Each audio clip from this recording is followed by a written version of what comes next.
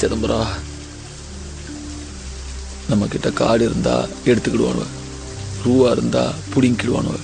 ஆனா படிப்பை மட்டும் நம்ம கிட்ட இருந்து எடுத்துக்கிடவே முடியாது சிதம்பரம். நீ அவனோட எதிர்த்து ஜெயிக்கணும்னு நினைச்சீன்னா படி, நல்லா படிச்சு ஒரு அதிகாரத்துல போய் உக்காரு. ஆனா அதிகாரத்துக்கு வந்த அப்புறம் அவனுங்க நமக்கு பண்றத நீ எவனுக்கும் பண்ணாம இரு. பகையை வளர்க்கறத விட அதை கடக்கிறது தான் முக்கியம். ஒரே மண்ணில் பிறக்கிறோம், ஒரே மொழி பேசுதோம். இது ஒன்று போததா எல்லாரும் சேர்றதுக்கு? சரிப்பா.